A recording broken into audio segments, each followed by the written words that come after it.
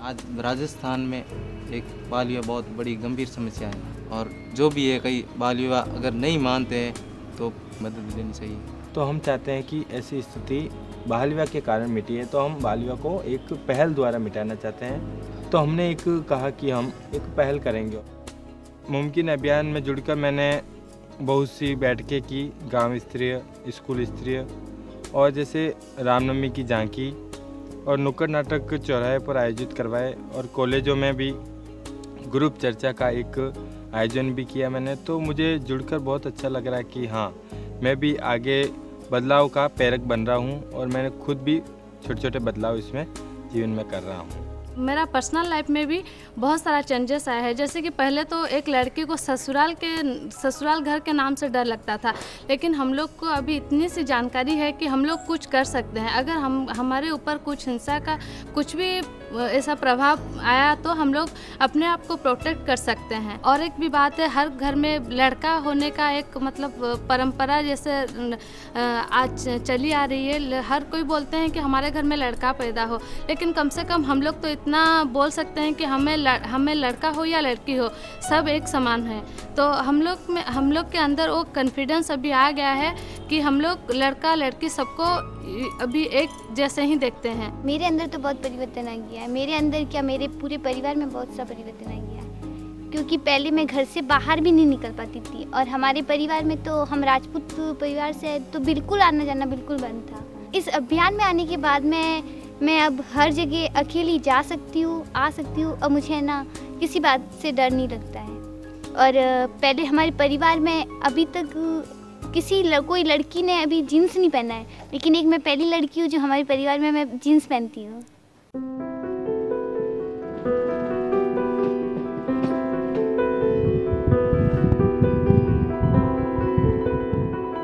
सबसे ज्यादा महत्व लोगों और उनकी निजी जिंदगी को दिया गया है। बहुत से आम लोग अभियान से जुड़कर चेंज मेकर्स बनते हैं। ये लोग अभियान के संदेश के सहयोग से लिंग आधारित हिंसा की अपनी समझ को बदलकर एक नए स्तर तक पहुंचा पाते हैं।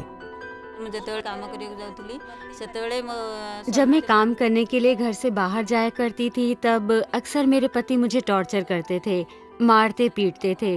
इनको मेरा बाहर काम करना और अन्य लोगों के साथ मिलना जुलना बिल्कुल अच्छा नहीं लगता था। पर जब से मैं मुमकिन है अभियान के साथ जुड़ी, तब से मैं इनको अपनी बात ज़्यादा अच्छी तरह से समझा पाने लगी और धीरे धीरे ये भी मेरा समर्थन करने लगे।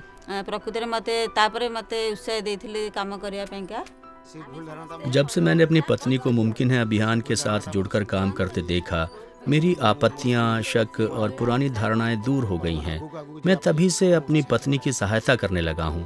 मुझे इनसे अब कोई परेशानी महसूस नहीं होती और मैंने भी इस अभियान से जुड़ने का फैसला कर लिया है।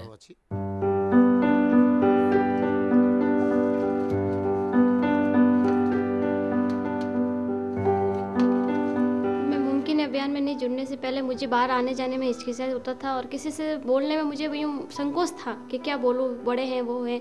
मुमकिन है अभियान में जुड़ने के बाद मुझे नहीं तो संकोच होता है और कहीं भी आने जाने में मैं आराम से जा सकती हूँ, आ सकती हूँ। ये मेरे सबसे अंदर और आत्मविश्वास बढ़ा और मुझे सबसे पहले कोशिश ये लगी कि मैं अपने घर से ही पहल करूँ और अपने घर से पहल करके मैंने अपनी दोनों बहनों को जोड़ा और अपने बहनों को जोड़कर हमने कहीं जिले में कार्यक्रम किए और जैसे मैंने डीओ से प्रोग्राम की वो अनुमति ली, हमें कोई अनुमति नहीं मिली तो मैंने अनुमति ला कर लिया।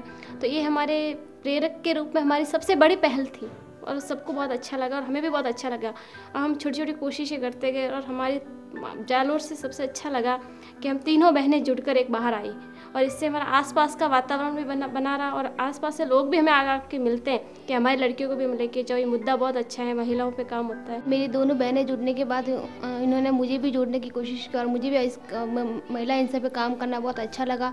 तो मैंने मेरे बाकी फ्रेंड्स को भी कहा कि ये महिला हिंसा के बारे में काम करेंगे तो बहुत अच्छा होगा, अपने लड़कियों के लिए भी बहुत अच्छा होगा। जिस तरीके से मेरी जिया जी बड़े वाले जो मेरी दीदी को इस अभियान से आने में रोकते थे, तो हमने उनसे बात की तो वो भी उनके मन में में परिवर्तन आया कि हाँ ये रियल में बात अच्छी है। हमने उनको कुछ डॉक्यूमेंट मतलब सब आइटम दिखाए ये वाले मुमकिन है अभियान के, तो उन्होंने कहा कि हाँ ये सब बहुत अच्छी बात है कि सच में तुम बहुत अच्छा काम कर रहे हो।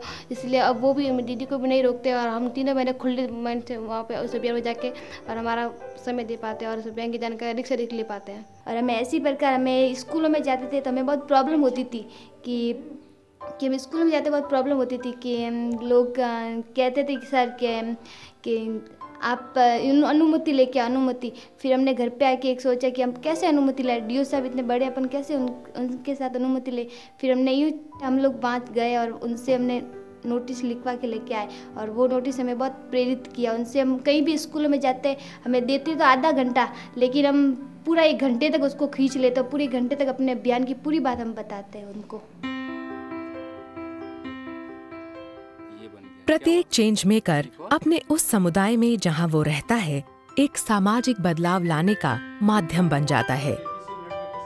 अभियान हालांकि हर चेंज मेकर को उसका कार्य अपनी खुद की निर्धारित गति से करने की छूट देता है और रातों रात कोई बड़ा परिणाम खड़ा कर देने की अपेक्षा बिल्कुल नहीं करता।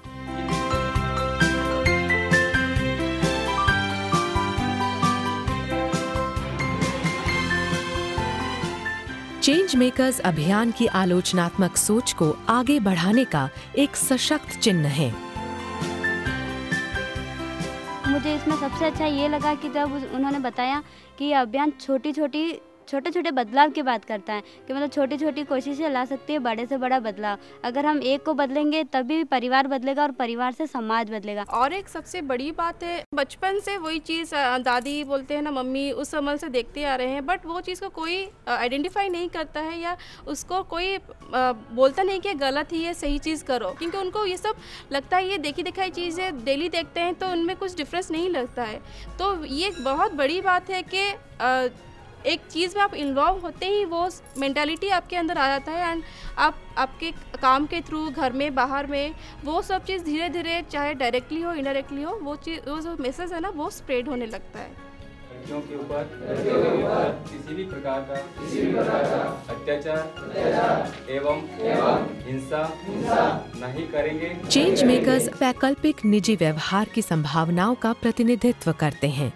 ये एक ऐसा गहन प्रभाव दर्शाते हैं जो स्वैच्छिक होने के साथ साथ एक बड़े स्तर पर सामाजिक बदलाव लाने की क्षमता रखता है। Violence against women under any circumstances shall promote and protect